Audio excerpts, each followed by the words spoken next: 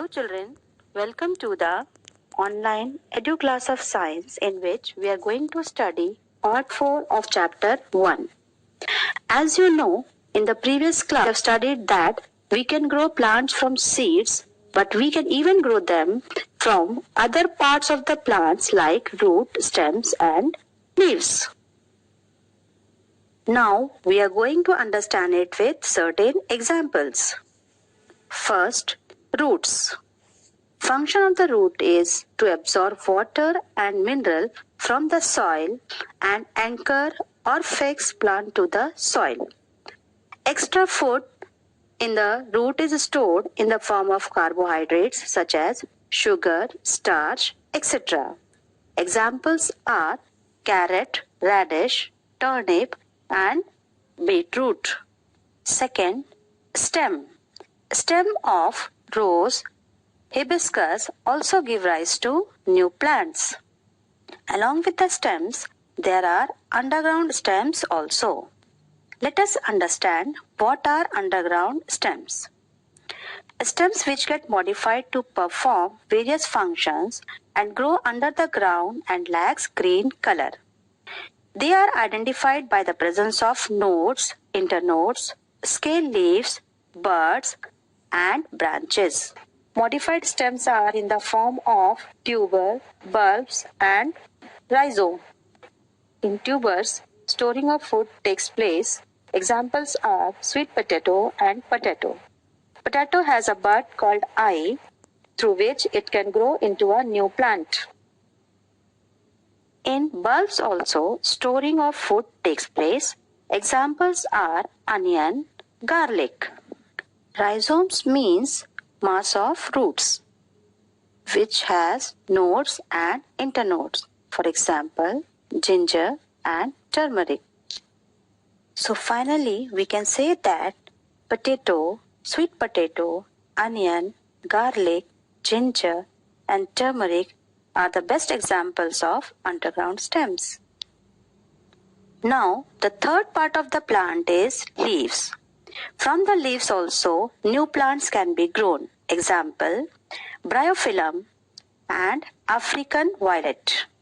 When one type of plants are grown in a particular area during a particular period is called as crop. Crops are classified as rabi crops and kharif crops. Rabi crops are those crops which grow from November to April. They are also called as winter crop. Examples are wheat, gram. Kharif crops, it grows from the month of June to October. They are also called as summer crops. Examples are rice, jowar, bajra. Similarly, we can also grow different types of vegetables in different seasons. For example, vegetables grown in winter are cauliflower, radish, pea. Examples of vegetables grown in summer are brinjal, pumpkin. So children, we do not grow only one type of crop, but we grow different types of crop for which we need different type of soil. So let's have a look on types of soil and plants grown in it. Number 1, clay soil. It has the property of holding plenty of water, so we can grow rice in this type of soil because it needs large amount of water to grow. That is why plenty of rice is grown in West Bengal. Second type of soil is alluvial soil. This is suitable for wheat and we can see the growing of large amount of wheat crop in Punjab and Uttar Pradesh. Alluvial soils are the soils deposited by the surface water. You will find this near rivers, deltas, floodplains and stream terraces. It includes variety of materials like fine particles of silt and clay and larger particles of sand and gravel. Third type of soil is sandy soil. Jowar and bajra can grow better in this type of soil and it is found mainly in Rajasthan. The special feature of sandy soil is that it allows the free flow of air and water through it.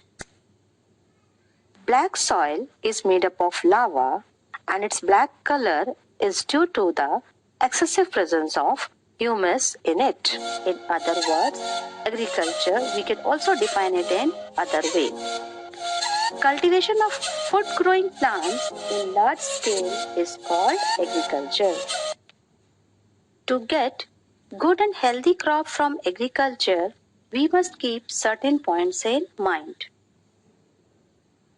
The points are preparation of soil, irrigation of soil, sowing of seeds, adding manure or fertilizers like urea, ammonium sulfate, superphosphate, spraying of chemicals like insecticides and pesticides, protection of crops. Harvesting means the gathering of ripe crops from the field. And finally, storage of crops. So, now let us understand each points briefly. Preparation of soil means the process of loosening of soil by using plough, which allows the roots to penetrate deeper easily. Aeration of the soil is done as well. Irrigation means the process of supplying water to crops by wells, tubewells and canals, etc. Sowing is the process of planting seeds either by using hands or by using seed drills. Storage. After harvesting, seeds need to be stored in an airtight container. So, they should be free from moisture, safe from rats and other insects is also an important part of storage. By implementing all these above measures, at the end we can say that we have achieved a good and healthy crop and thus will be able to feed each and every individual of our country. So remember, plants are the useful gifts of nature which makes us stay healthy. Here we come to the end of chapter and your assignment is to solve and write all the questions and answers given in the worksheet.